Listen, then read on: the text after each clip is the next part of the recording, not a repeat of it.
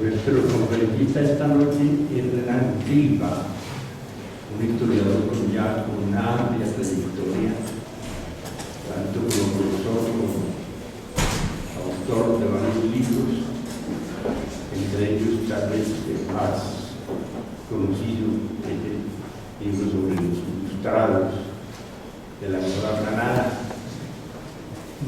Renan Silva ya había colaborado con nosotros y espero que no sea esta la última vez que colabora. Y ahora está invitado a la próxima versión del seminario. Le agradezco mucho a Renan por haber aceptado esta invitación y le doy la palabra.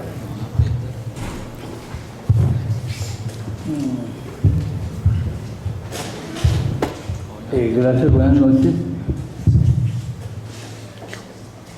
Bueno, una primera observación, estoy un poco tristongo ahora porque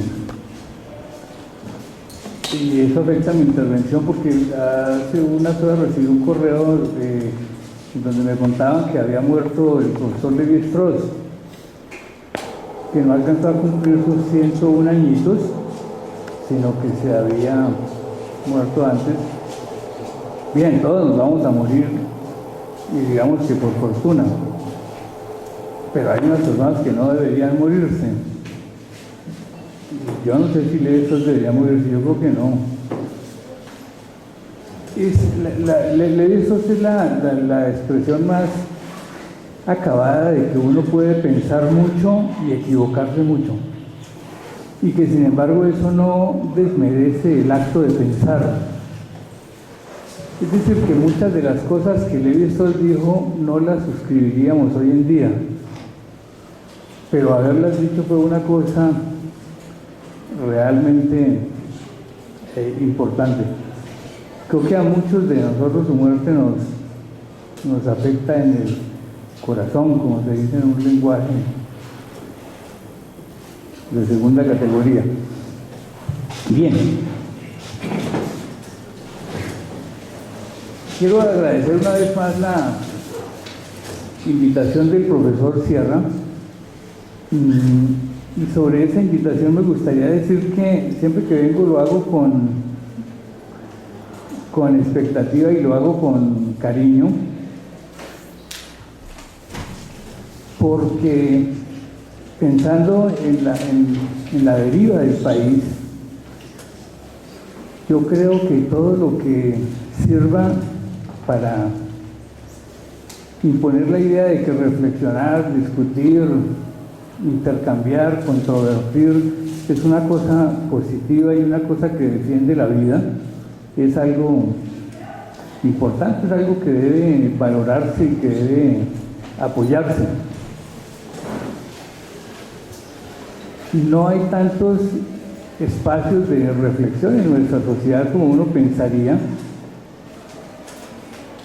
Y cuando uno ve la forma como las gentes o, por ejemplo, los poderes de una sociedad se enfrentan diariamente a través de la radio y de la televisión, en una completa muestra de intolerancia y de sinsentido, uno dice, bueno, todo lo que sea un poco conversar en un lenguaje que nadie mate a nadie es una cosa buena para una sociedad. Así pues, el profesor Sierra me planteó esta invitación y me planteó el tema, que es un tema sobre el cual yo no he estudiado mucho, es decir, yo no conozco mucho los años 50, pero me pareció que podría intentar una reflexión para que la lleváramos en común, a ver si nos sirve para algo, para ver si nos sirve por lo menos para complicarnos la vida, que es una de las tareas del pensamiento. Yo le dije a él desde la primera vez que le contesté sobre su propuesta que mi idea era la de presentar un cierto informe, y subrayé esa palabra, o la escribí entre comillas más exactamente, sobre la situación del arte y la cultura a finales de los años 50, anudando las reflexiones en torno a la exposición del Salón de Arte Moderno del año 57, Entonces, en realidad lo que voy a presentar es un informe, es decir que voy a contar sobre algunas lecturas que he hecho en los últimos meses y que me han dejado seriamente preocupado. Preocupado en el sentido de que me invitan a pensar sobre algunos problemas. Y quería pues comentar en voz alta esos problemas que me han estado preocupando.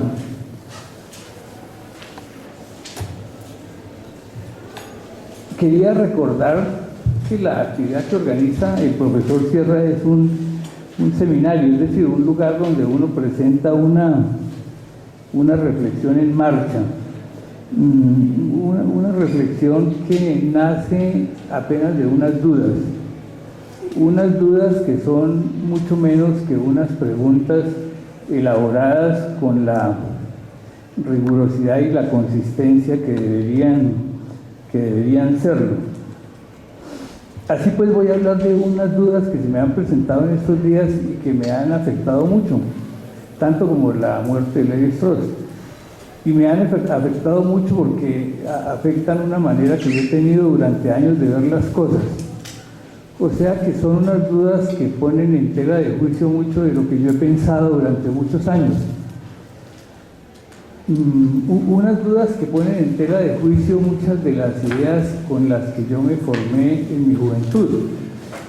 Por ejemplo, en mi juventud, en el ambiente en que yo me formé, que era un ambiente muy influenciado por el marxismo, nosotros nos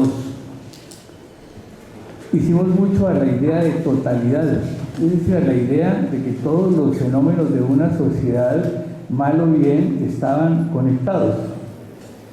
Entonces, quisiera examinar una situación en la cual esa vieja idea de totalidad parece no muy bien fundamentada, o por lo menos habría que darle otro fundamento y otra forma de existencia si esa idea quiere seguir teniendo algún curso importante.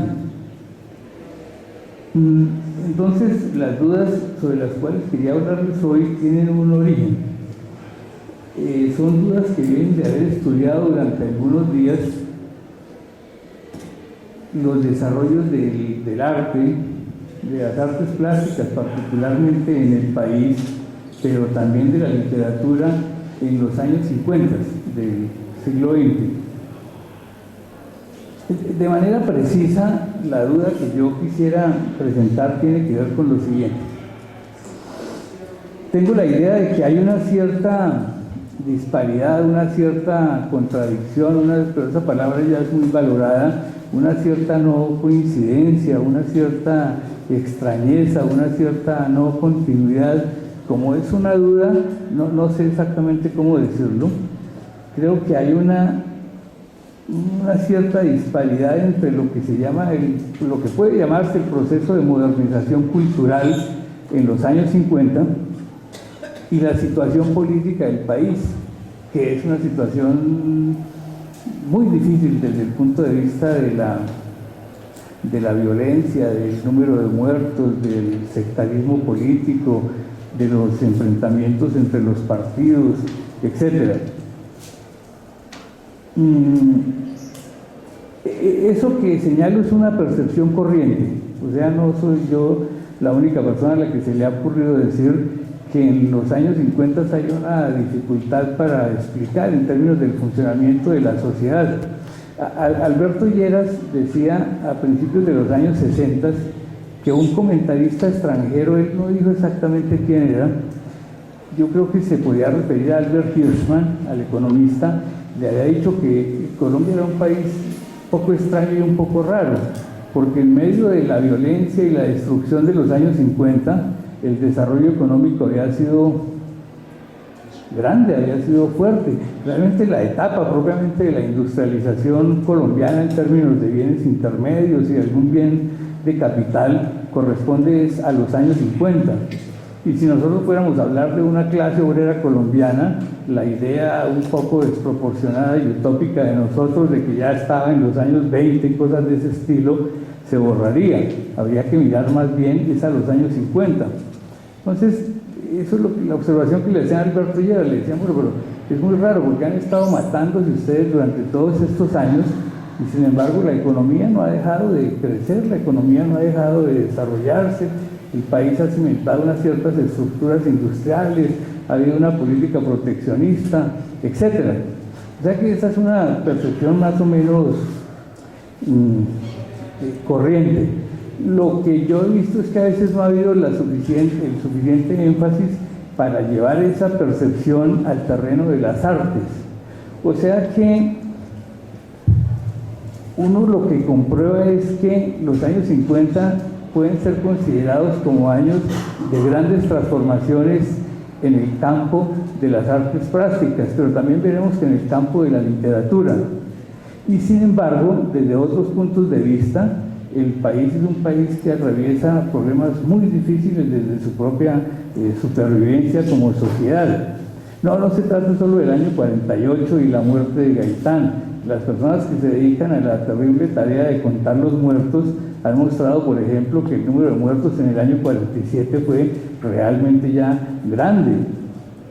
Es decir, que había muchos antecedentes de todo eso que luego explotaría bajo la forma en que nosotros lo conocimos. Me parece pues que el estudio de este problema, que solo voy a anunciar y a ejemplificar de diversas maneras, puede ser el camino para abordar muchos interrogantes sobre el problema de la relación entre el arte, la cultura y la sociedad, que es un tipo de problema sobre el cual nosotros salimos con fórmulas relativamente fáciles. O sea que en términos de hipótesis nosotros decimos, no, pues hay una conexión entre la sociedad, sus formas de desarrollo cultural, sus formas de desarrollo artístico, etcétera. Pero ¿de qué tipo de relación exactamente es que se trata? Me parece que si hablamos un poco sobre los años 50, podría ser la oportunidad de pensar un rato sobre esa relación, e incluso podría ser la ocasión de pensar esa relación también en términos puramente teóricos. Es decir, porque las teorías en el campo de la sociología y de las ciencias sociales plantean de maneras diversas una cierta relación entre el desarrollo del conjunto de la sociedad y sus formas artísticas y culturales. Pero esa relación puede ser una relación mucho más problemática de lo que nosotros pudiéramos pensar. Entonces, sobre ese problema es que me gustaría ocuparme durante un rato, teniendo como tela de fondo una cierta duda sobre la vieja categoría de totalidad, que es una noción que posiblemente a muchos de ustedes no les diga ya gran cosa, pero que en la época en que yo hice mis primeros estudios fue una noción muy importante, y además es una noción con la que yo he funcionado durante muchos años en mi vida. Y ahora ya, mucho más avanzada mi edad, pues he tenido esa sorpresa grata de saber que esa noción a lo mejor es una noción muy poco fundamentada, a pesar de que todos hablemos de ella, digamos, con cierta seguridad. Ese es como el tema general sobre el cual me gustaría ocuparme durante un rato. Pero antes de avanzar en el tema, quisiera hacer una consideración sobre nuestra visión del presente y la forma como nuestra visión del presente afecta nuestra consideración sobre el pasado. Es que ese es un punto que a mí me parece muy importante, porque, digamos, conquistar grados mínimos de objetividad en el conocimiento histórico es una cosa muy difícil. En realidad las cosas que dicen los historiadores son mucho más aproximadas de lo que ellos piensan. Y si uno quiere tener cierta gratificación narcisista diciendo he conquistado la verdad interpretando tales años, tal episodio de la ciencia o de la cultura o de la economía, tiene derecho a hacerlo, porque todo el mundo necesita esa pequeña gratificación narcisista. Todo el mundo necesita que cuando llegue a su casa le diga hola, ¿cómo estás? Lo has hecho muy bien, te felicito, acuéstate a dormir, eres un gran chico, etc. Pero ya eso llevado, digamos, al terreno de las realizaciones concretas es mucho más relativo, y lo que nosotros decimos en historia es algo realmente muy aproximado. Y esto no significa de mi parte una especie de concepción al escepticismo ni a las formas de relativismo que han pululado desde los últimos 20 años del siglo del final del siglo XX, sino que es más bien una confesión de que mantener una cierta relación con la verdad de lo que ha sido la vida de una sociedad es una cosa difícil. Entonces menciono ese hecho por lo siguiente, porque yo no sé si tal vez es una cosa que me pasa solo a mí y no a ustedes, pero para mí el presente aparece como hoy en día como una cosa realmente angustiosa. Yo no había vivido nunca tan mal como he vivido en estos años recientes, y no por un problema de dinero ni cosas de esa naturaleza, sino más bien como por saber que la sociedad donde uno vive está muy a la deriva, muy al garete, como que no encuentra ninguna cosa de dónde cogerse. Entonces, si uno piensa en los últimos 12 años de Colombia, pensando en términos de los gobiernos que ha habido, pues la situación no ha sido la mejor en términos de una orientación espiritual, de una orientación cultural, de una orientación política. La vida ha sido sistemáticamente irrespetada, y aunque yo no participo en la idea de que la historia del país es simplemente una historia de violencia, yo creo que hemos tenido momentos muy diferentes. Estos últimos 12 años han sido difíciles. Yo recuerdo, por ejemplo, cuando uno hace memoria de los finales de los años 90, o incluso antes, con el pacto entre los políticos y los narcotraficantes, uno dice, no, pues después de eso ya, como, ¿a qué otro sitio peor se puede llegar en el caso de una sociedad en términos de su fe pública, de su moral, o cosas de esa naturaleza? Luego vino toda esta época del Caguán, que yo no sé cómo habrá afectado nuestra conciencia moral, o simplemente nuestra conciencia, nuestra percepción del tiempo y de nuestro presente, de la sociedad que queremos para nuestros hijos y para nuestros nietos. Pero la cosa, yo la recuerdo realmente terrible. La recuerdo solo en términos visuales. Ya los noticieros estaban muy avanzados y le mostraban a uno la zona, los sitios, las conversaciones, los secuestrados, los autos que guardaban y cosas de ese estilo, y en general una inseguridad extraordinaria. No sé si ustedes recuerdan toda esa cosa terrible de las pescas milagrosas, o sea, era una situación difícil, como ha sido la de los últimos 8 años, ¿no es cierto? Nosotros hemos estado muy solos, los intelectuales, la gente que se dedica a pensar, los profesores y cosas de ese estilo, porque nosotros hemos visto que una sociedad, y eso no hay que negarlo, mayoritariamente ha cogido el camino de una vía autoritaria y ha aprovechado, digamos, como esa vía, la ha aplaudido y ha demostrado que los 200 años del Bicentenario tampoco le han servido gran cosa como para afirmarse en sus valores democráticos y decir que todo no vale y cosas de ese estilo. Entonces, yo tengo esta idea como historiador, de que cada vez que yo hago un juicio, puede que sea sobre las encomiendas o sobre Jiménez de Quesada o cosas de ese estilo, todo eso de alguna manera está condicionado por lo que yo pienso sobre el presente, sobre las cosas que estoy viviendo. Entonces debo hacer esa advertencia porque me parece importante, pero también, o de otra manera,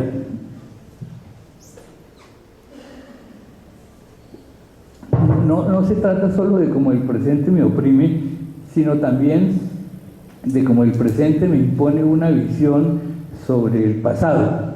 Y desde ese punto de vista hay que decir que los años 50 tienen mala prensa.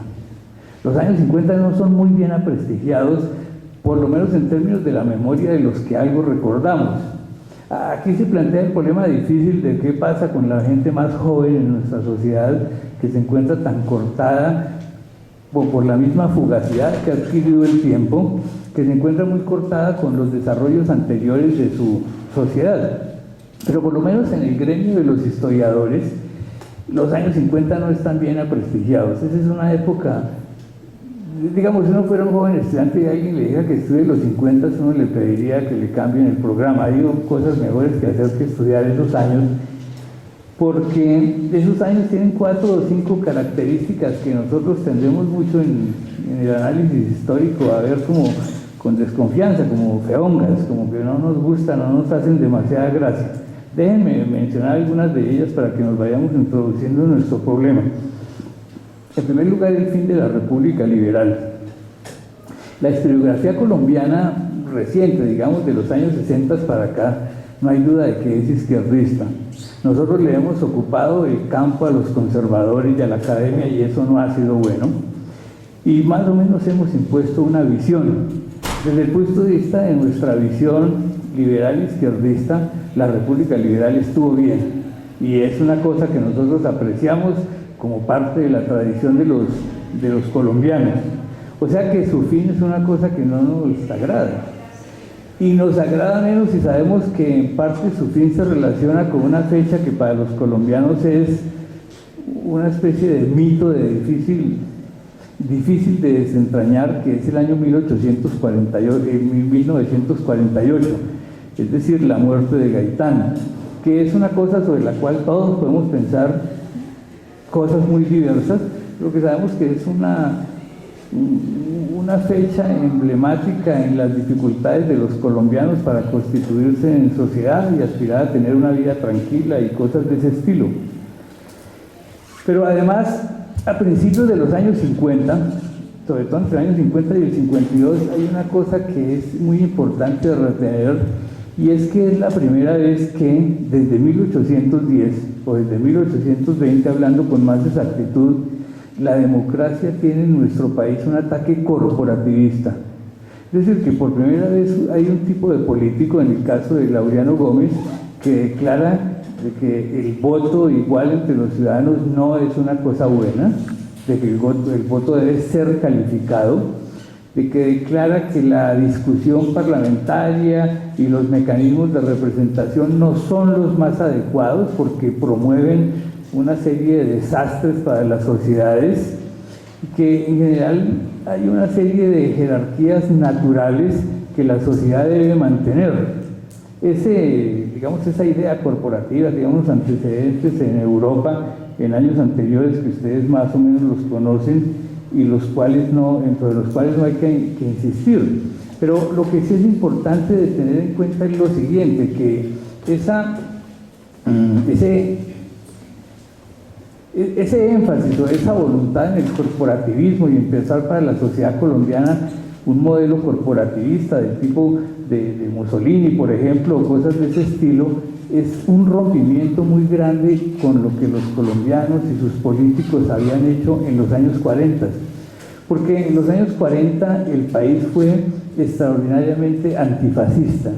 Seguramente no lo fue tanto como lo desearía un joven estudiante de pregrado de la Nacional o cosas de ese estilo, un poco en su idealismo y en su utopismo que desconoce las condiciones que un periodo fabrica. Pero un hombre como Eduardo Santos es un hombre que es antifascista y es un hombre, es un tipo de político que sabe que esa solución no es la solución que le conviene a Occidente ni a la civilización en general. Y es un personaje junto con López Pumarejo que trata de conducir el país en una vía que es la vía de los aliados, que es la vía de la lucha contra el fascismo, que es la vía que finalmente, ¿no es cierto?, llevó a la derrota de Hitler, que es una vía que nosotros de todas maneras aplaudimos, o algunas personas por lo menos pensamos que no sería bueno que los aliados hubieran perdido y que estas otras gentes destructoras de civilización por principio hubieran ganado. Bien, pero a su manera los años 50, de los cuales yo digo que no tienen buena prensa, son años que uno identifica mucho con la violencia, con los puntos más álgidos de lo que los colombianos llaman la violencia con B mayúscula. No solo los años finales del periodo Laureano Gómez y quien ocupaba por él el cargo, ¿no es cierto?, sino los años iniciales también de la dictadura de Rojas Pinilla. Al principio como una efervescencia generalizada, vino el dictador y cosas de ese estilo, y hay una rápida inmersión en la amnistía de los núcleos guerrilleros y cosas de ese estilo, pero finalmente hasta el año 59-60 la violencia no desciende y la estadística la demuestra. Lo demuestra además el régimen, por el camino se mostró de una capacidad de corrupción extraordinaria. Estas son historias ya más o menos, digamos, conocidas, pero esa combinación de violencia y de dictadura de todas maneras ha dejado una marca y una impronta y no era un bien deseado y es parte de lo que caracteriza los años 50. O sea que en general la situación vuelve a encontrar cierta normalidad con el Frente Nacional. Yo sé que el Frente Nacional es de alguna manera un bien no muy apreciado. Y creo que esta universidad particularmente no debe apreciar mucho el Frente Nacional por una cantidad de equívocos y por su principio mismo de exclusión, comportaba un principio de exclusión, pero fue una solución que permitió durante unos ciertos años una vida más pacífica que luego hemos visto interrumpida en los años 80. Pero el caso es que los años 50 tienen muy mala prensa, ¿no es cierto? Son unos años muy difíciles en la vida de los colombianos. Y sin embargo, los años 50, cuando uno los mira, también tienen otras cosas que uno no sabe cómo cuadrar, no sabe cómo incluir en esa serie de hechos no tan afortunados en nuestra vida. Y, por ejemplo, voy a mencionar 3 nombres, a ver qué les dicen a ustedes, de personas que en los años 50 trabajaron mucho por Colombia y pensaron que era un país que valía la pena, cosas de ese estilo. En términos del desarrollo económico, por ejemplo, me gustaría nombrar a Albert Hirschman. Hirschman es un economista valiosísimo que vale la pena estudiar. Yo creo que un poco por lo que era medio demócrata y medio izquierdista y porque no sabía matemáticas. Como lo saben hoy en día los economistas, nunca lo mencionaron como candidato al premio Nobel, pero creo que era una persona que tenía todas las características por las contribuciones que hizo a lo que él llamó la economía política del desarrollo, un objeto que después ha sido abandonado. Y Hirschman viene a Colombia, tiene su largo periodo colombiano, de hecho abre una oficina y quiere quedarse y hace muchas cosas, ¿no es cierto?, en términos del desarrollo económico del país y muestra mucha esperanza en su desarrollo y convive con esos años 50 que desde otro punto de vista parecen tan horribles. Un segundo caso que yo quería mencionar es el de Kerry, porque Kerry sigue teniendo mucha importancia en los años 60, pero él ha venido, ¿no es cierto?, ya desde los años 50 y es una persona que interviene también y piensa en el desarrollo económico, se inventa fórmulas, polemiza con Hirschman, con quienes nunca llega a quererse o cosas de ese estilo. O aún en términos del humanismo cristiano, la misión Lebré, el padre Joseph Lebré, ¿no es cierto?, cuyo documento sobre el desarrollo social y cosas de ese estilo no es una cosa desdeñable que habría que dejar de lado simplemente como humanismo cristiano o cosas de ese estilo.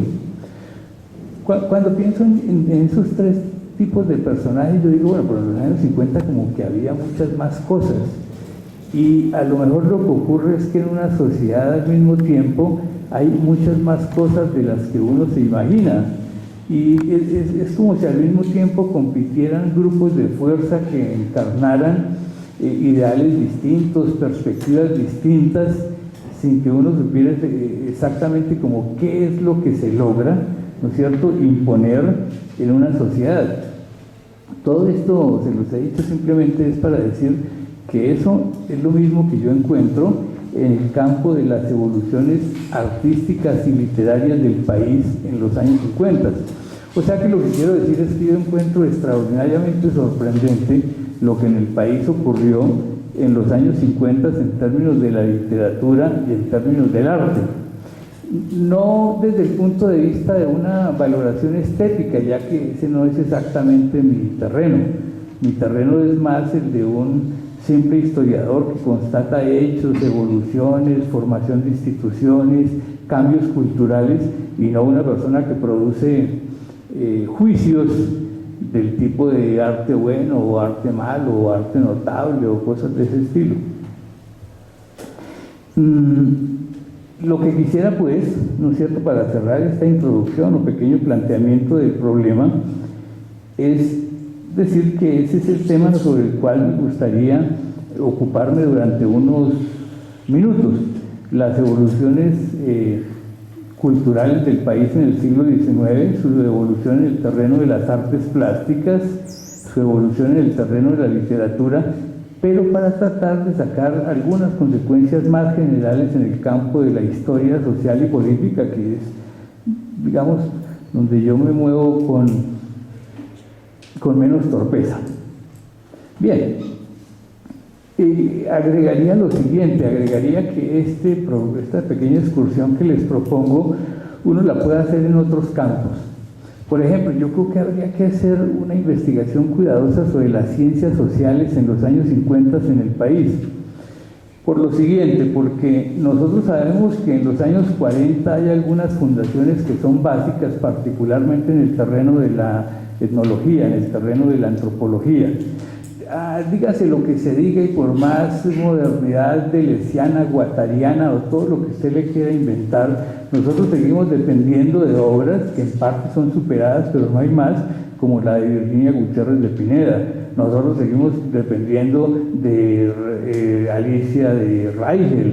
Nosotros seguimos dependiendo de muchas de las cosas que se fabricaron en los años 40 en el Instituto Etnológico Nacional. Es decir, seguimos dependiendo de una tradición que tiene su importancia y que dio obras que son claves para el desarrollo de las ciencias sociales entre nosotros, de las ciencias sociales más modernas, más afirmadas empíricamente, menos especulativas.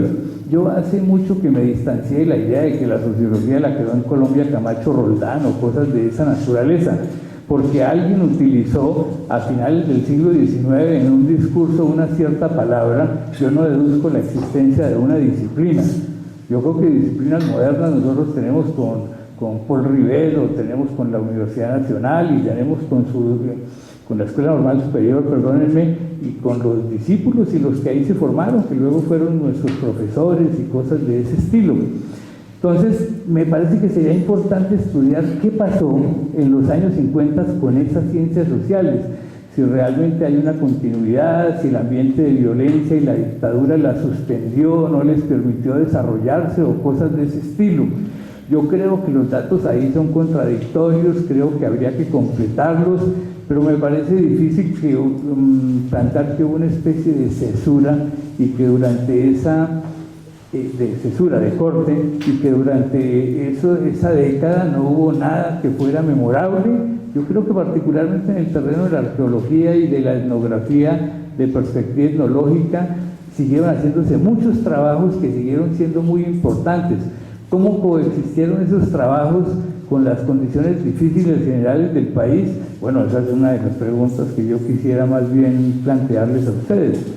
Y quisiera mostrar otro punto en el cual la pregunta me parece muy importante, profesor Sierra, y es preguntarse por la suerte de la Universidad Nacional en esos años 50.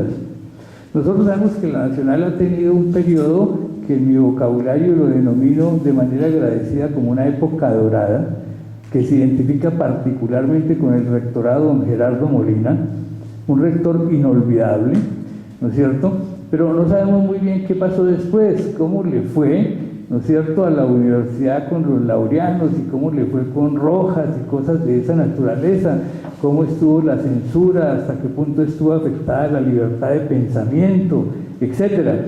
Pero yo digo que eso hay que estudiarlo no simplemente como un problema un poco de principios metafísicos y cosas de ese estilo, con una declaración de que todo fue horrible o cosas de ese estilo, porque cuando uno mira mucho las revistas de la época, cuando uno mira mucho las cosas que se hicieron en los años 50, uno piensa que el balance es mucho más contrastado.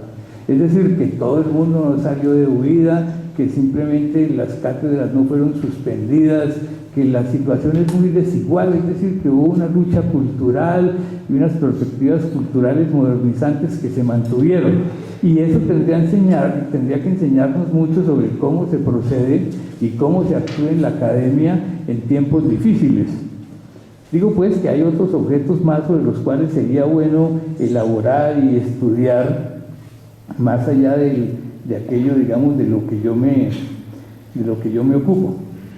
Bien, sintetizando hasta aquí mis palabras, yo les diría lo siguiente: el tema del que yo me ocupo es un tema de historia social y política, no es un tema de historia estética, ni es un análisis de arte o cosas de esa naturaleza, porque no tengo ni los títulos ni las condiciones para hacerlo, y porque me parece además, pero eso es simplemente una deformación de oficio, que hay otras vías que podrían ser mucho más productivas para indagar ese tipo de fenómenos.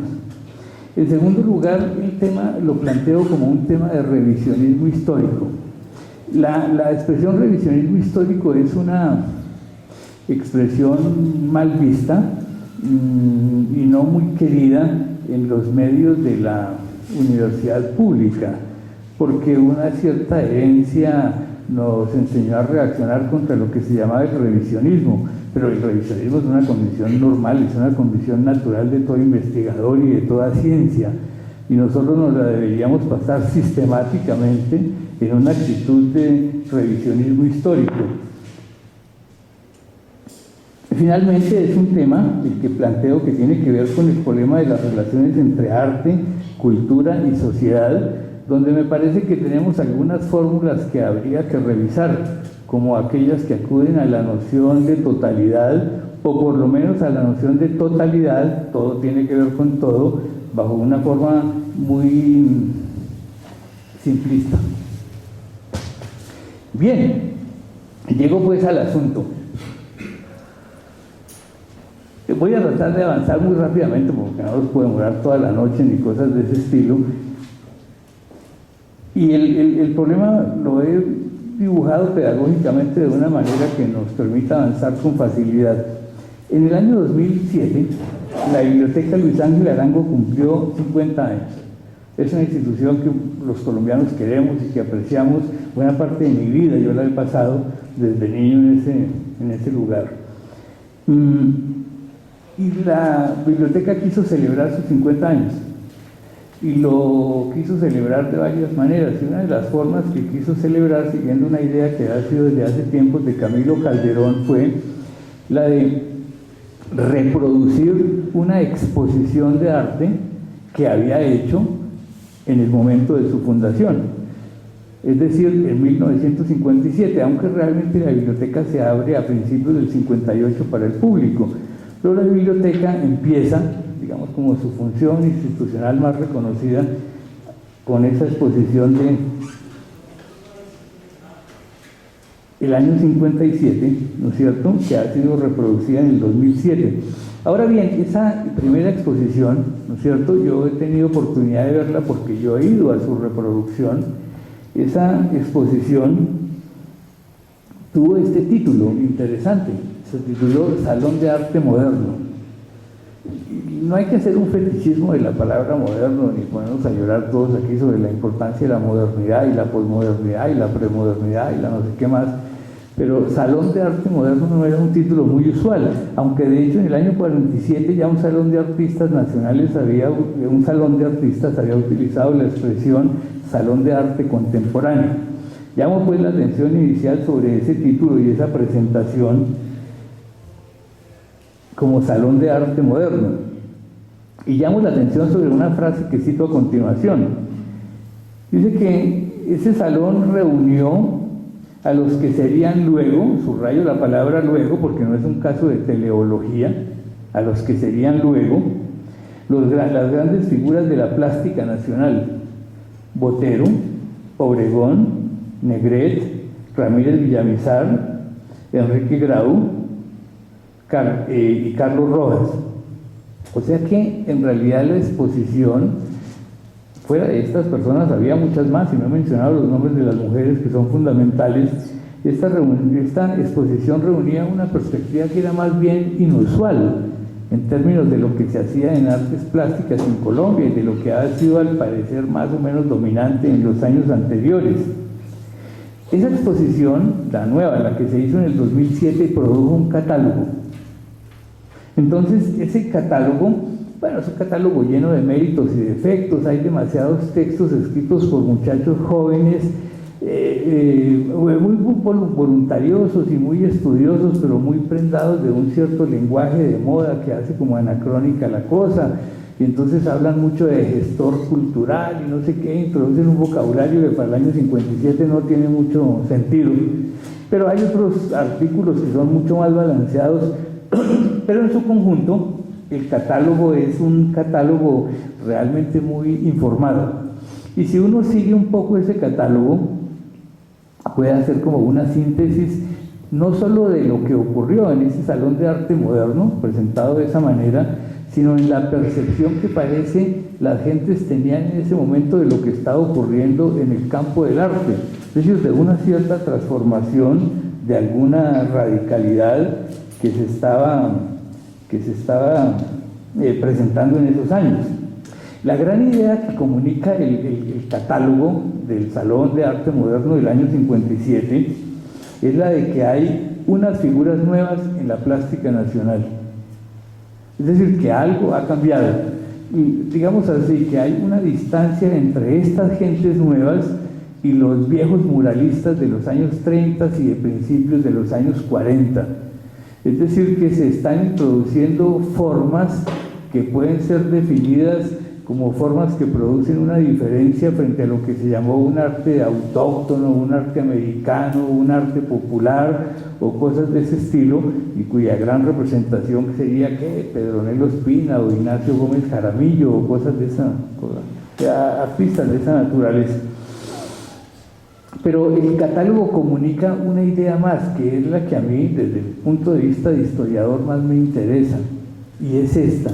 Es que había en marcha en los años 50, en ese marco político e ideológico que hemos señalado, que había en los años 50 en el campo de la actividad artística una serie de modificaciones muy grandes desde el punto de vista de las instituciones que se encargaban del arte y de las funciones que cumplían tales instituciones y las personas que ahí se encuadraban.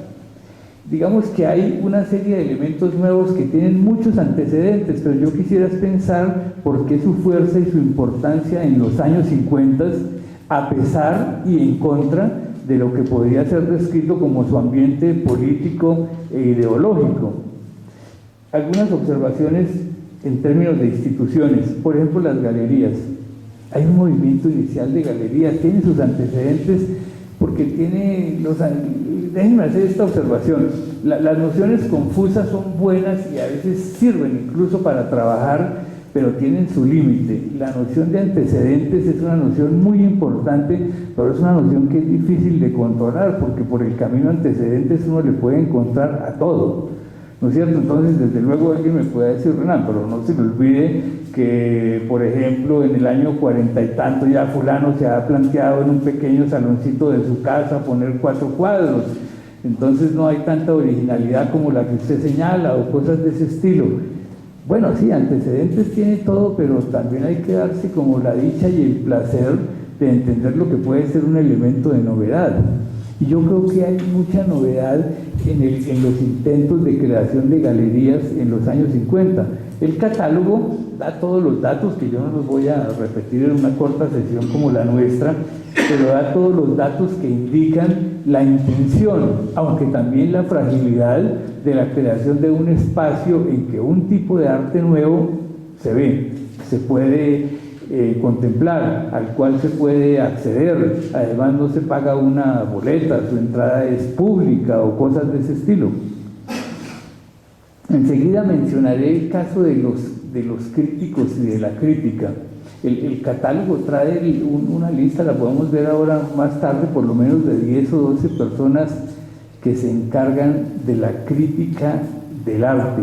Es decir, que una especie de nueva función especializada se está desarrollando en la sociedad.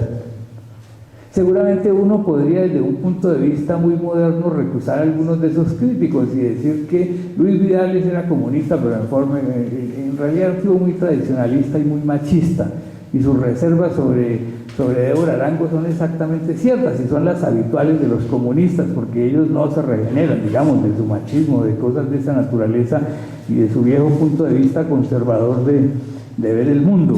Uno podría decir lo mismo de don Eduardo Mendoza Varela, o podría decir lo mismo de, yo no sé, de algunos de los republicanos españoles que hicieron crítica de arte, pero yo hablo es como sociólogo, yo lo que muestro es la existencia de una nueva función en la sociedad. Yo no digo que esa función esté completamente estabilizada ni establecida por siempre, ¿no es cierto? Pero digo que es una función que empieza a anunciarse en su propia fragilidad, un mundo de los críticos, Es decir, el surgimiento de una especie de opinión autónoma que más allá de los juicios políticos inmediatos, de las pertenencias de clase, de las pertenencias regionales, de las identidades más fácilmente establecidas, dice algo sobre eso que se llama una obra de arte. Igual en el campo de los editores, porque los años 50 producen una pequeña explosión de revistas de arte. Cuando digo una pequeña explosión digo 4 o 5, pero es que yo no creo que en la actualidad existan tampoco más de 4 o 5, ¿no es cierto? Muchas de ellas desaparecieron, ¿no es cierto? Algunas continuaron durante más tiempo, pero su función parece haber sido importante. Hay muchas huellas de que fueron leídas y de que sus argumentos intervinieron en la discusión pública sobre el arte. Ahora, atención, cuando yo digo discusión pública del arte, yo no estoy diciendo ni la discusión de las masas, ni del proletariado, ni cosas de ese estilo. Yo me refiero al pequeño círculo de clase media que discutía, ¿no es cierto?, sobre tales temas en una sociedad, ¿no es cierto?, como podía ser la sociedad colombiana de los años 50, con sus limitaciones en términos culturales, en términos de alfabetismo, etcétera. Lo mismo en el caso del mercado. Hay por primera vez comercio de obras, hay venta de obras, hay, digamos, como la aparición por primera vez de la posibilidad de que el artista viva de lo que él hace y que no tenga que tener otra serie de trabajos, ¿no es cierto?, que enturbian y obstaculizan propiamente su función como artista. Nosotros sabemos que ese ha sido un drama en la sociedad colombiana. La sociedad colombiana nunca ha podido estabilizar instituciones que le permitan de verdad a los artistas, ¿no es cierto?, no depender de las formas más evidentes y más a veces no aconsejables del mecenazgo, sino que puedan vivir de su propio trabajo.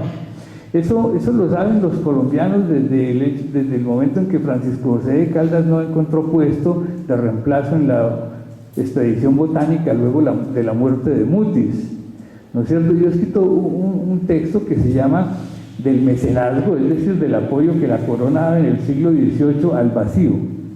Al vacío quiere decir, ¿no es cierto?, a una situación en la cual la sociedad nunca produjo unas instituciones de mercado que le permitieran al artista vivir y vivir dignamente. Esa es una realidad muy tardía de la sociedad colombiana y solo hasta hace poco hemos tenido, digamos, hace 30 años una situación en la que ello es posible, por lo menos en el caso de los escritores. Pero aquí ya hay en los años 50 una serie de iniciativas menores ligadas con el mundo de las 3 o 4 galerías bogotanas, una serie de iniciativas menores de mercado, pero que valorizan el trabajo.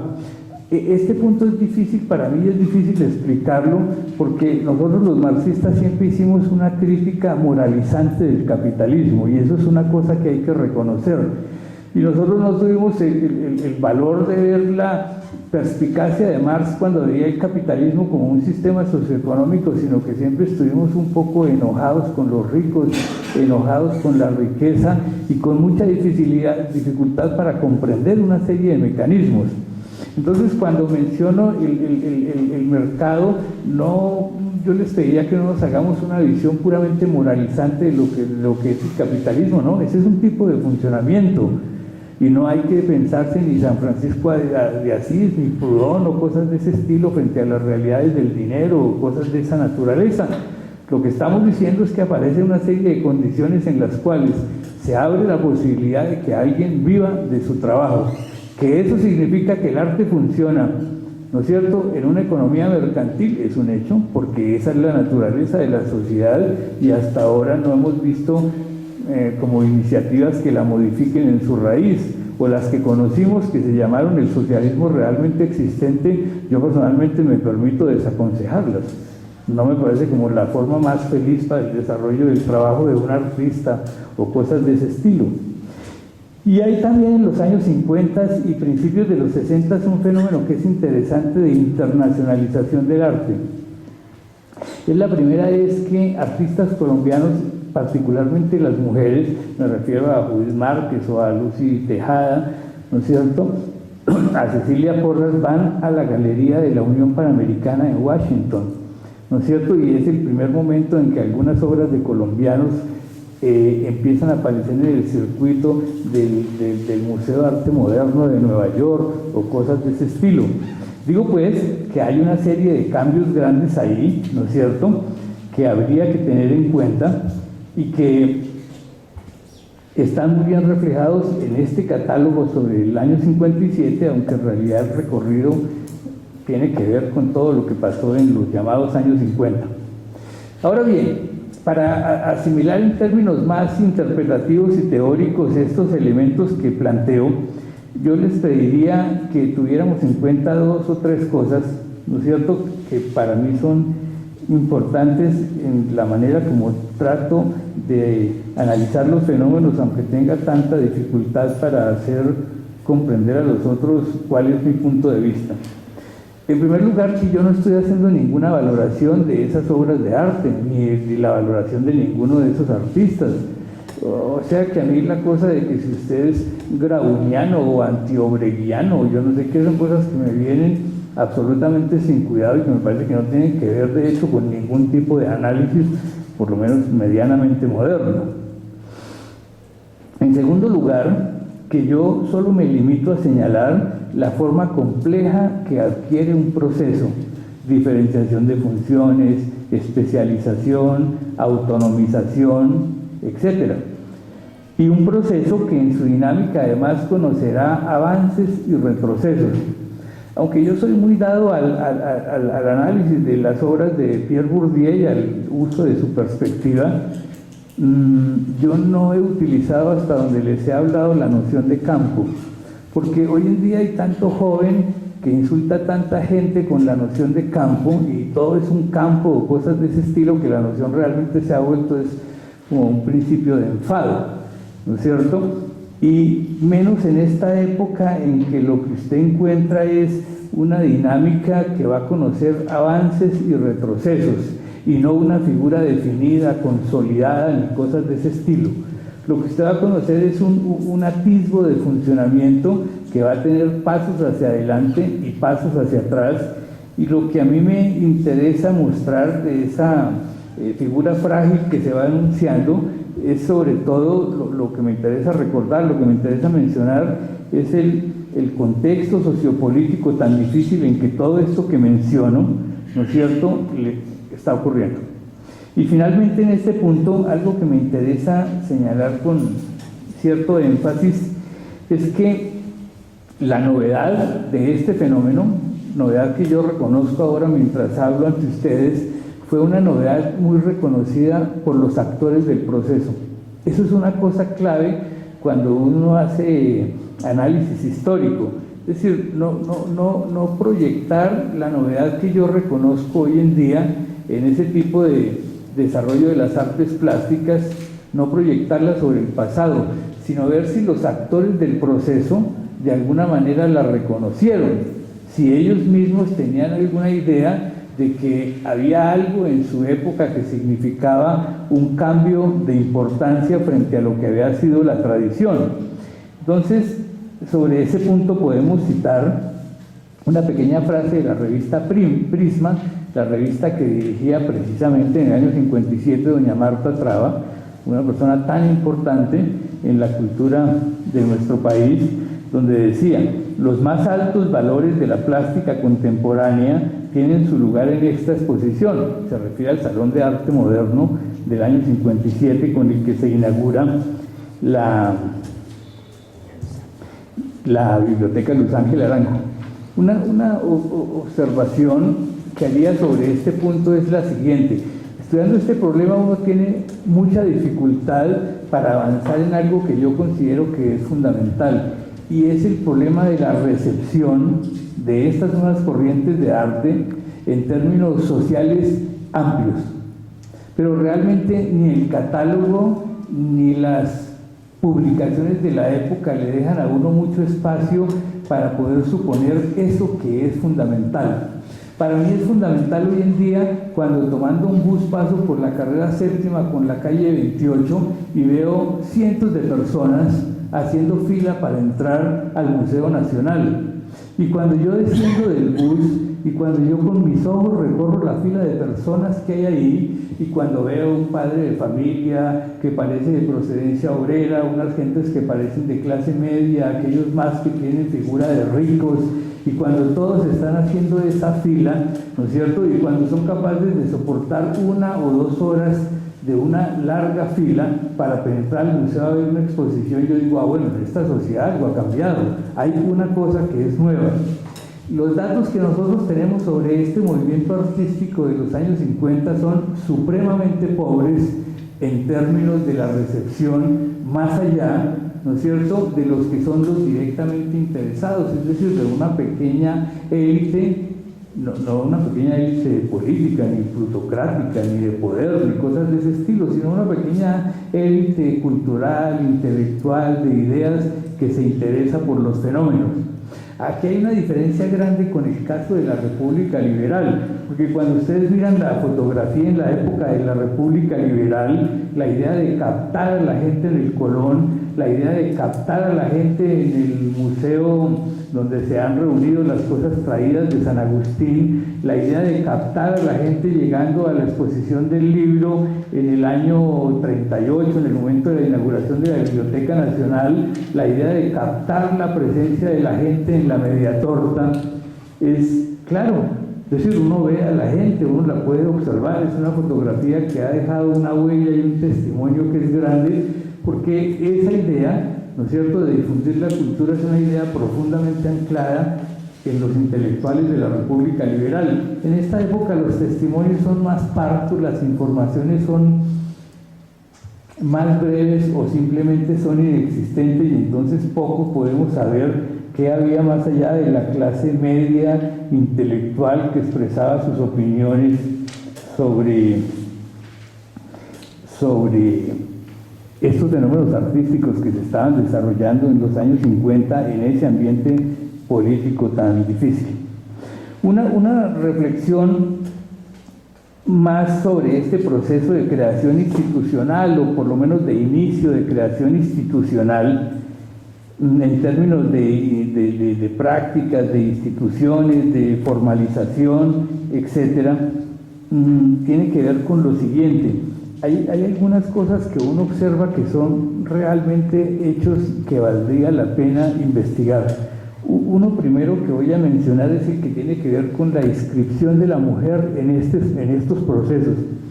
Yo creo que, pero ese es un juicio simplemente mío de valor, pero solo por mi satisfacción déjenme expresarlo. Yo creo que en el siglo XX no hubo sino una revolución valiosa e importante, y es la revolución de las mujeres. Y esa es la única que yo hasta el presente creo. Y yo creo que esa revolución, que tan pocos muertos dejó, no sé, 4 maridos abandonados, 3 rasguñados, un pequeño aumento del contingente de lesbianas, todas cosas en el fondo buenas, poco problemáticas, ningún cadáver, etc. Yo creo que ese cambio ha sido muy fuerte en el país y es una de las cosas más saludables de su historia moderna, de su historia en el siglo XX. Y uno lo puede comprobar en muchos terrenos, ¿no es cierto? Las historias de la mujer en esto han sido muy injustas porque han hablado mucho de las mujeres de la clase media, de las mujeres ejecutivas y cosas de ese estilo, pero por ejemplo el hecho de que gran parte de la acumulación originaria de capital en el país ha dependido del lomo, ¿no es cierto?, y del trabajo de las mujeres, es un hecho que no se ha relevado lo suficiente. Y en este terreno del desarrollo artístico no se ha puesto demasiado énfasis en la importancia que tiene la mujer. Yo quisiera que contáramos, ¿no es cierto?, con las alumnas de la Escuela Normal Superior y que contáramos con las alumnas del Instituto Etnológico Nacional y veríamos que aquí, como en Europa, la antropología, ¿no es cierto?, por ejemplo, es particularmente una creación de las mujeres, ha sido desarrollada por las mujeres, lo mismo que otra serie de profesiones que son fundamentales. Y en este terreno del arte, si uno quiere ver elementos de cambio social, en los años 50, poner atención al papel y las cosas que hicieron las mujeres es una cosa que resulta importante. En esta exposición del año 57, nosotros tenemos a Judith Márquez, tenemos a Cecilia Porras, tenemos a Alicia Tafur, tenemos a Lucy Tejada, que todavía vive, pero yo no hago una valoración de la obra de ellas. Yo lo que digo es que se atrevieron a ocupar un lugar que era definido como un lugar masculino, que se atrevieron a transgredir un orden. Y eso es lo que me parece fundamental para decir que en esos años 50, en medio de las dificultades, en medio de las violencias y por lo menos en